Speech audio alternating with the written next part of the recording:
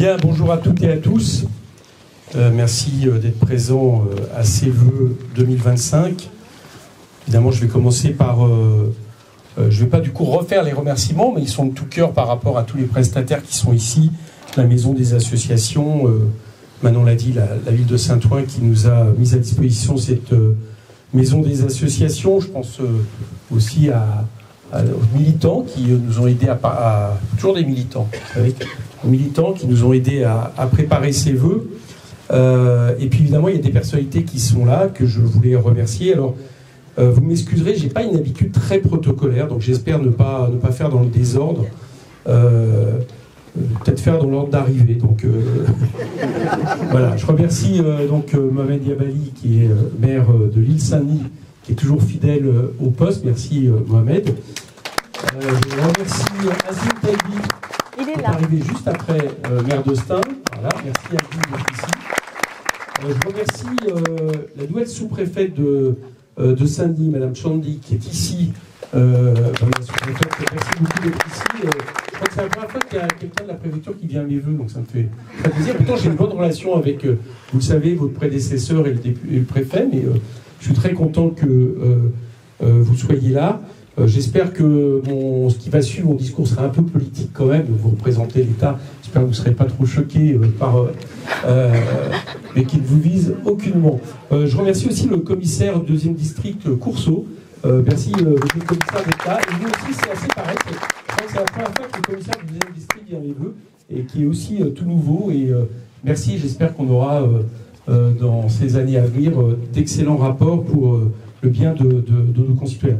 Je remercie Émilie Lecroux, conseillère départementale communiste et qui est également adjointe au maire. Je remercie, alors, il y a pas mal d'élus, donc je ne vais pas tous vous citer, m'en veuillez pas. Mais pour compléter un peu sur les couleurs politiques, j'ai remarqué que Sabrina de Canton était là, écologiste, qui est ici, avec plusieurs de membres de la mairie de Saint-Ouen. J'ai remarqué aussi, Adéliane s'est excusé, parti socialiste sénateur, mais s'il n'avait pu être là. Bien évidemment, mon collègue Stéphane Peu, qui est ici au premier rang, qui est arrivé à la fin, c'est pour ça que je le dis, mais merci Stéphane d'être ici, qui est parti comme moi de l'Assemblée après avoir voté la motion de censure, félicitations. Et puis, il y a aussi dans les corps constitués les pompiers, qui sont eux souvent là, donc je voulais le dire, et qui sont représentés par le capitaine de Calonne et l'adjudant Clavry, évidemment, qui ont toute mon attention et ma sympathie, et aussi celle, je suis sûr, et c'est bien évident, de toutes les personnes qui sont ici. Et puis à côté de ça, alors j'espère que j'oublie personne, mais il y a des représentants de partis, des militants, j'ai vu des militants du Parti Socialiste aussi. Il y a beaucoup d'associations, là je ne vais pas partir pour tout citer. Il y a évidemment des militants aussi de France Insoumise, qui est aussi un mouvement, j'ai remarqué notamment Bali Bagayoko de Saint-Denis. Donc beaucoup de monde. Il y a aussi le proviseur du lycée Fédère, je suis très content d'Épinay, il y a aussi d'autres enseignants, etc. Voilà, je vais arrêter là. J'ai peut-être fait des oublis. Il y a Karima qui est ici, enfin j'arrête parce que sinon après les gens qui n'ont pas été cités vont me dire mais qu'est-ce que tu as fait, tu t'as cité tout le monde sauf nous. Bon. Donc, mais en tout cas je suis très content que vous soyez tous là. Alors évidemment ça a été dit, des vœux, pour des bons vœux j'allais dire, il faut qu'on commence par regarder dans le rétro. Parce que pour, j'allais dire, changer les choses, notamment en 2025, parce que ce que je souhaite c'est que l'année 2025 soit meilleure, il faut s'appuyer sur les événements de 2024, ce qui permet de faire une petite rétrospective. En général, c'est en fin d'année. Bon, là, ça sera début janvier. Mais je vais évidemment la faire. Et je vais commencer par une des raisons qui a fait que l'année dernière, je n'ai pas fait de vœux. Il y en avait deux. Il y avait les rencontres nationales des quartiers populaires que j'organisais pour la 2e fois à Épinay en janvier 2024, après l'avoir fait en novembre 2018, et qui a vocation à réunir des acteurs des quartiers populaires, parce que vous savez que cette cause, mais effectivement très, très précieuse, enfin très, très importante. D'ailleurs, ça va bientôt avoir lieu à Toulouse, la 3e édition, et je suis content que ça devienne un événement pérenne. Il va y avoir des rencontres locales d'ailleurs à suivre sur la circonscription. Donc, et puis il y avait une deuxième raison aussi, c'est que en fait, je préparais un déplacement qui restait le seul déplacement de parlementaires de toute l'Europe, en tout cas de parlementaires nationaux, à Rafah, de parlementaires, il y avait des communistes, des socialistes, des écologistes. Manon Mirel était là avec moi, et donc c'était à la frontière avec Gaza, du côté égyptien, où nous avons été faire un message pour le cessez-le-feu et pour la paix, qui était évidemment important. Pourquoi je dis ça? Parce que, très sincèrement, je n'imaginais pas que, à ce moment-là, au moment où on a été à la frontière avec Rafah, imaginer qu'il faudrait 1 an pour qu'on entende parler de cessez-le-feu. Voilà. C'est quelque chose qui, pour moi, était une affaire de semaines, voire de mois, mais je pensais que la communauté internationale a suffisamment pesé pour arrêter ce qui est en train de se passer à Gaza. Et ce qui se passe à Gaza, moi je n'ai pas peur des mots, hein, je reprends les mots de la Cour de justice internationale, c'est-à-dire qu'il y a un risque, en tout cas génocidaire, je reprends les mots de la justice internationale, ça a été documenté par aussi beaucoup d'associations, Amnesty, etc. Si on veut bien considérer qu'un génocide n'est pas l'élimination de tout un peuple. Quand je parle de génocide, je le dis parce que je sais que des fois ça peut choquer, ça ne relativise en rien le génocide particulier qui est l'Holocauste. Bon. Mais n'empêche, des génocides, c'est pas l'élimination de tout un peuple, c'est l'élimination d'un peuple en tant qu'histoire. C'est-à-dire qu'un peuple ne peut plus se constituer en tant qu'histoire parce que ses conditions, pour certains physiques, d'autres matériels, d'autres historiques, le rendent impossible. Et ce qui est passé à Gaza, 46 000 morts directs, avec Gaza qui est rasé aujourd'hui à 66%, donc c'est des ruines, des conditions invivables, et je ne parle pas de la colonisation accrue en Cisjordanie. Donc on voit bien que ce que je disais à l'époque c'est révélé exact. C'est que le premier objectif n'était pas du gouvernement israélien, n'était pas de punir le Hamas, auteur des massacres du 7 octobre et des crimes de guerre du 7 octobre.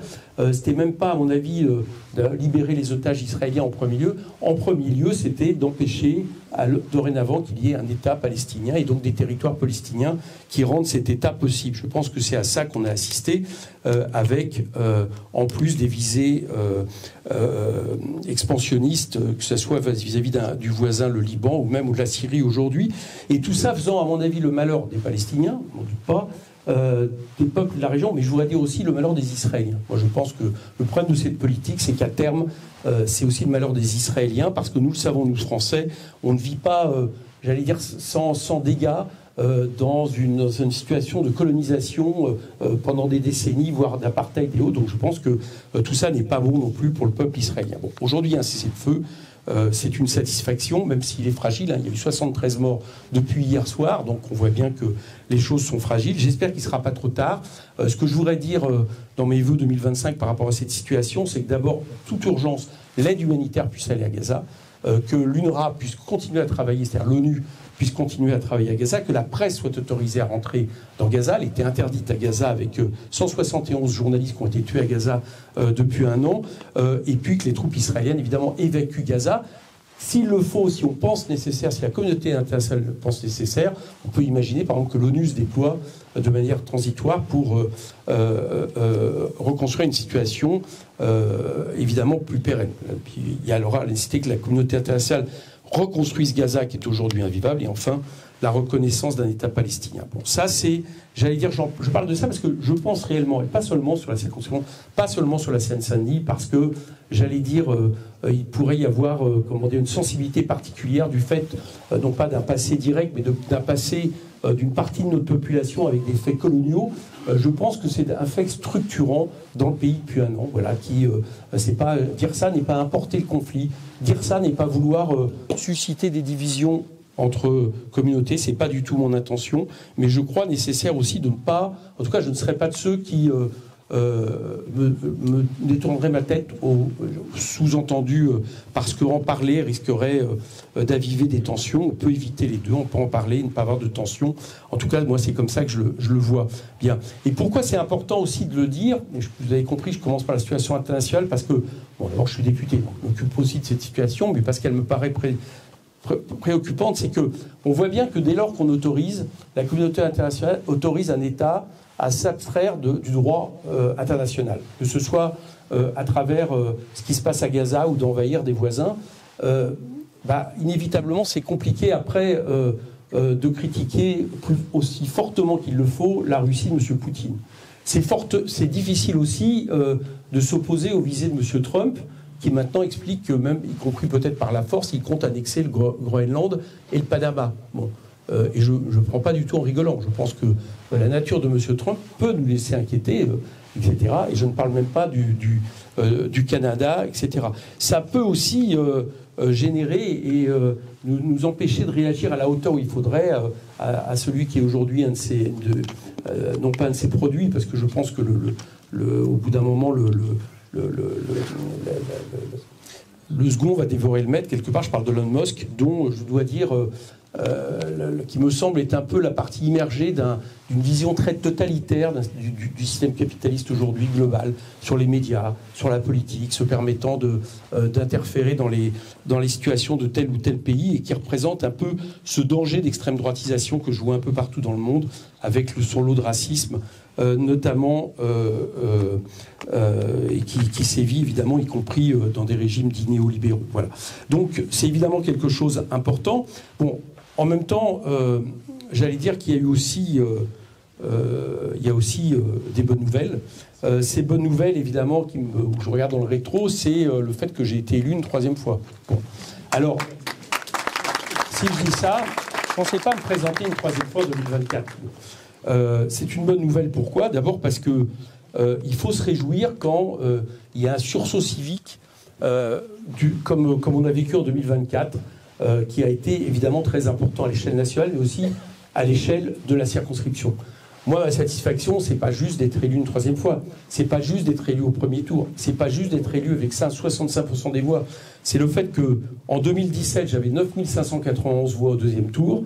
Et là, cette fois-ci, j'ai 27 293 voix, parce qu'il y a une participation extrêmement importante. Voilà. Alors peut-être que ça vient un peu de mon travail, mais comme c'est un phénomène national, j'aurais l'humilité de penser que c'est un sursaut que les Français ont fait au nom de la démocratie, évidemment, par rapport à l'extrême droite, mais aussi au nom d'un espoir qui a été représenté par le nouveau Front populaire, avec un programme de rupture, évidemment, extrêmement important. Et je crois qu'il faut... ne pas décevoir ces électeurs. Voilà, c'est le message que je voudrais dire aussi pour 2025. Un mandat, c'est un engagement, voilà, devant les électeurs, sur un programme. On n'est pas élu sur n'importe quoi. Et je crois qu'on doit veiller, nous députés, pour ne pas justement faire en sorte que la prochaine élection, à nouveau, il y ait une abstention très forte, à respecter le mandat pour lequel on a été élu. Et ce mandat, le NFP, c'est pas juste une alliance des partis de gauche. C'est quand je dis NFP, le son s'arrête, ce qui est fort dommage, mais ne vous inquiétez pas, c'est juste une image et je ne compte pas que ça soit le cas. Donc c'est pas juste une alliance des partis de gauche, c'est un programme de rupture avec le néolibéralisme, je l'ai rappelé, avec la politique de M. Macron. C'est aussi une alliance qui entend être le meilleur adversaire de l'extrême droite de Mme Le Pen. Le moins qu'on puisse dire, c'est que cette alliance a réussi à déjouer les surprises. Parce que, je ne sais pas si vous vous rappelez, mais quelques semaines avant, les gens disaient surtout pas de dissolution parce que le Rassemblement national va gagner forcément. C'est pas ce qui s'est passé. Le Rassemblement national n'a pas gagné ces élections et on a eu effectivement l'élection, j'allais dire, d'une majorité, enfin en tout cas, le socle, la coalition du NFP est arrivée en tête. Bon. Une petite note d'ailleurs, c'est que je salue, parce qu'il y en a beaucoup ici, d'électeurs qui n'ont pas eu de problème dans leur vote. Il n'y a même pas eu de 2e tour, donc ils n'ont pas dû aller voter pour éventuellement un candidat dans lequel ils ne se reconnaissaient pas, mais qui était celui qui faisait barrage à l'extrême droite. Bien. Moi, je remarque une chose, c'est qu'au niveau national, et je les en remercie, les électeurs du NFP ont voté à 75% au 2e tour quand il s'agissait d'un candidat qui n'était pas NFP. Bien. Je regrette, même s'il y a eu que seuls 46% des électeurs du côté, entre guillemets, du camp de M. Macron de la droite aient fait la même chose. Ça n'aurait pas été le cas, on aurait 50 députés du RN aujourd'hui en moins à l'Assemblée nationale. Donc c'est un petit message, mais qui me permet aussi de remercier les électeurs qui se sont mobilisés et qui ont créé ce formidable espoir dans le pays. Bon, le problème, c'est qu'on sait, Emmanuel Macron ensuite n'a pas respecté le suffrage universel. Quand je dis ça, c'est un fait objectif. C'est-à-dire que jusqu'à maintenant, la Ve République, la tradition veut, la Constitution veut que le président de la République nomme la coalition arrivée en tête. Alors, je sais bien qu'on n'avait pas la majorité absolue, certes, mais c'est comme ça. Il donne la chance à la coalition arrivée en tête de gouverner le pays. On sait que c'est pas ce qui s'est fait et que depuis, on a assisté à 2 gouvernements qui, peu ou prou, finalement reprennent les contours du camp de M. Macron, allié avec aujourd'hui les Républicains. Alors vous savez la suite, ce qui s'est passé en décembre. Il y a eu la censure. C'était la première censure depuis 62 ans d'un gouvernement. J'ai eu l'honneur de porter cette censure au nom du NFP et de faire en sorte de faire tomber le gouvernement Barnier. Juste un petit mot par rapport à ça, c'est que on nous dit « Ah là là, mais attention, c'est l'instabilité, c'est un drame, etc. » Bon, je voudrais un peu calmer les choses. D'abord, l'instabilité, elle ne vient pas de la censure. L'instabilité, elle vient d'abord de la politique économique menée. Je rappelle que, c'est peut-être d'ailleurs ce qui explique la dissolution. En ce moment, je fais une commission d'enquête à l'Assemblée nationale dans ma commission des finances sur, j'allais dire, l'explosion des déficits non prévus en plus du gouvernement précédent, celui de M. Attal. Donc, le fait que le chômage se relance, le fait qu'il y ait des défaillances d'entreprises records cette année, le fait que les déficits soient plus importants que prévu, le fait que le pouvoir d'achat des salariés baisse, etc., c'est pas du fait de la censure. La censure, quelque part, est l'effet de cette politique, et c'est pas non plus la censure qui explique la dissolution. C'est pas non plus la censure qui explique que ce n'est pas la coalition arrivée en tête qui a été nommée. Donc c'est bien le non-respect du vote, et de ce point de vue-là, je pense qu'il ne faut pas changer les choses. Deuxième point, et je le dis aussi pour rassurer tout le monde, le pays, vous avez remarqué, au moment de la censure, on nous a dit attention, si la censure est votée, les cartes vitales vont arrêter de fonctionner. J'ai même entendu M. Barnier dire que les fonctionnaires allaient arrêter d'être payés. Je suis heureux que les fonctionnaires ici présents continuent à être payés. Nous, on savait, moi je savais qu'il y avait une loi spéciale qui existait, qui permettait, alors je ne dis pas toute l'année, mais qui permettait globalement de faire fonctionner l'État sur les bases de 2024 d'une manière plus ou moins restrictive. Le gouvernement l'a fait de manière restrictive, à mon avis, pour mettre la pression, mais en tout cas qui permettait que la lumière ne s'arrête pas pour les victimes. Et c'est ce qui s'est passé. La lumière ne s'est pas éteinte. Même pour les retraités, d'ailleurs, il y a une association de retraités ici que je salue, ça a plutôt été mieux, parce que les retraités devaient avoir leur pension non indexée à l'inflation, du fait qu'il y a eu la censure, ils ont eu leur pension indexée à l'inflation en janvier. Donc première remarque, c'est pas la fin du monde, et évidemment, l'État continue à fonctionner, et si aujourd'hui on constate par exemple une augmentation des taux d'intérêt, mais qui sont à peu près comparables à il y a un an en réalité, pour moi ça ne vient pas de la censure, mais vous l'avez dit, de la situation laissée par les gouvernements précédents, et aussi finalement d'une situation qui n'est pas bonne non plus en Europe, j'en parlerai tout à l'heure. Donc le deuxième constat, c'est qu'à partir de là, bien sûr il faut un budget au pays, mais moi je dis qu'il faut un budget, mais pas à n'importe quel prix. Voilà. On ne peut pas, parce qu'il faut un budget à un pays, donner une majorité à ceux qui sont en réalité minoritaires et qui n'auraient jamais dû continuer à gouverner. On ne peut pas donner une majorité à un budget d'austérité. Bien. Alors, ça me fait dire évidemment que la situation devrait nous amener à censurer le prochain budget. Je voudrais dire par rapport à ce qui court dans les médias, etc., puisque vous le savez, aujourd'hui il y a une motion de censure, je vais y revenir, il n'est pas vrai que le budget Bayrou serait un budget avec beaucoup d'avantages par rapport au budget Barnier. Là, les avantages qui ont été lâchés par M. Bayrou, c'est peut-être le fait que 4000 postes d'enseignants qui devaient être supprimés ne le soient pas, d'accord ? Voilà, ça c'est un des avantages.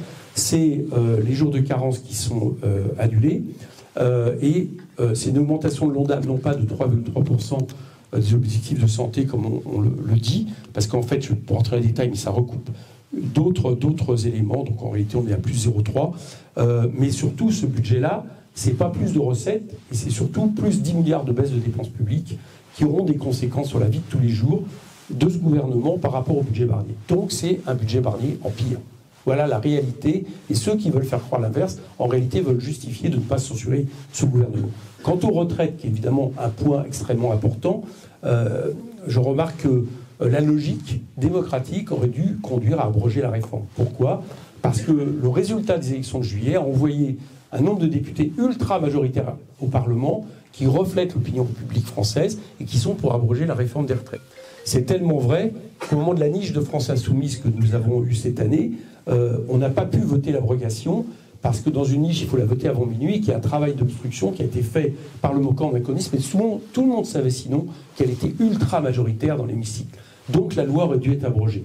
Et ce que propose M. Bayrou, c'est-à-dire on continue la réforme des retraites, on organise un conclave, et si l'accord politique, il y a un accord politique global, je reprends ces termes d'une lettre qu'il a fait cet après-midi, et un équilibre financier dont il dit aujourd'hui qu'en réalité, ça serait 55 milliards de déficit parce qu'il met les retraites de fonctionnaires dans le régime général et non pas 6 comme on le dit, en réalité, tout ça ne se fera pas. C'est un leurre. Il n'y aura pas de consensus entre la CGT et la MEDEF pour s'entendre sur des telles bases. Donc on aura la poursuite de la réforme des retraites. Voilà pourquoi je voulais insister pour dire qu'on n'a rien à attendre. Je regrette aujourd'hui, malheureusement c'est d'actualité, je ne vais pas m'épiloguer là-dessus parce que ce n'est pas du tout des vœux faits pour polémiquer, mais il y a une motion de censure qui a été déposée par les Insoumis, par les écologistes, par les communistes, par les ultramarins. Elle a été votée par la quasi-totalité de ces groupes. Quasi-totalité, donc ça c'est un fait positif. Je regrette bien évidemment que pour l'instant le Parti Socialiste ne l'ait pas voté, mais je tiens à rendre hommage aux 8 socialistes qui l'ont voté, dont ma collègue de Seine-Saint-Denis, Fathia Kelouachi, qui est socialiste, qui a voté cette motion de censure et que je remercie. Voilà. Je la remercie parce que j'espère qu'elle va faire des émules, parce qu'il y aura un prochain rendez-vous au budget, et qu'au budget, je pense qu'on se retrouvera dans la situation avec M. Barnier pour battre ce budget. À mon avis, c'est nécessaire. Alors, je vais aller vers la conclusion. Pourquoi c'est nécessaire? Parce qu'encore une fois, n'attendez pas de ce budget et de la politique suivie qu'il fasse le bonheur des Français. Ce n'est pas vrai. Je l'ai dit, c'est un budget d'austérité qui ne peut pas donc résoudre les grands défis de la période. Les grands défis de la période qui se jouent d'ailleurs à l'échelle européenne, parce qu'il n'y a pas que notre pays qui a des difficultés. Ce n'est pas forcément les mêmes critères. Nous, c'est les déficits. Mais les Allemands aujourd'hui sont en récession économique, avec une situation économique très très mauvaise. D'ailleurs, il y a aussi du coup de l'instabilité économique, politique, pardon. Et donc, il y a plusieurs pays, c'est un mouvement quelque part au niveau au moins européen, notamment avec la politique prévue de M. Trump, j'allais dire plus agressive. Il y a donc un mouvement global. Et pour faire face à ça, il faut changer de politique. Voilà, je crois qu'on ne peut plus se permettre d'avoir des politiques qui, par exemple, baissent les recettes de l'État à hauteur de 60 milliards pour, aux 2 tiers, en faire cadeau aux ultra-riches ou aux très grandes entreprises. On n'a plus les moyens des cadeaux ultra-riches. Je pense qu'il faut une politique qui investisse en matière de bifurcation écologique, parce qu'on voit bien que toutes les catastrophes, y compris à Mayotte, sont non seulement, il faut non seulement plus d'argent pour les prévoir, mais plus d'argent pour réparer ensuite. Et puis, je ne parle pas de tout ce qui est lié à la question de l'éducation, de la santé, où on sait qu'il faut des investissements. Donc, il faut une politique qui aille chercher des recettes là où c'est nécessaire. Autrement dit, je pense que l'intérêt de notre pays, c'est pas d'avoir 3 ans de politique macroniste en plus. Je suis d'autant plus inquiet que c'est que, et vous m'excusez monsieur le commissaire, parce que je vais parler du ministre de l'Intérieur, mais là encore ne vous sentez pas visé, c'est que ma grande crainte, je le dis très franchement, c'est que là on voit bien que là les semaines à venir pour passer la motion de censure, l'idée c'est de s'appuyer sur une partie de la gauche pour éviter la motion de censure. J'ai très peur que ça soit plus M. Lombard qui soit le ministre le plus en pointe dès que ça sera fait, si c'est fait, mais M. Retailleau. Voilà. M. Retailleau, dont je rappelle que les sorties sur les Français de papier, c'est pas une tradition républicaine, il peut dire ce qu'il veut, c'est une tradition maurassienne. Hein, il n'y a pas de Français de papier, nous le savons bien dans notre circonscription, bien évidemment de manière profonde, et puis des déclarations sur l'immigration. Autrement dit, j'ai peur que les majorités, cette fois-ci, aillent se chercher du côté de l'extrême droite pour faire des politiques toujours plus dures et servant de bouc émissaire sur les étrangers et les immigrés, et puis globalement divisant le peuple, ce qui est évidemment très mauvais parce qu'on a besoin d'un peuple uni. Voilà, c'est des vœux que je voulais faire. Vous avez compris que c'est des vœux combatifs. Mon espoir, je le pense. Moi, j'avais dit en septembre dernier que le gouvernement Barnier tomberait. Voilà. Je suis ravi d'avoir fait le discours qu'il a fait tomber. Je dis que le 3 février ou plus tard, le gouvernement Bayrou tombera. Vous verrez, écoutez bien cette prévision. En attendant, je voulais tous vous remercier, et toutes les habitantes et habitants qui ne sont pas ici, parce que ce qui me donne cette force, moi quand je fais des discours à l'Assemblée, je pense à vous, voilà, pour être très clair. Et ce qui me donne cette force, c'est les encouragements que j'ai beaucoup dans la rue. Moi je crois qu'il y a plein de gens il y a plein de députés qui viennent là, qui nous disent « Oh là là,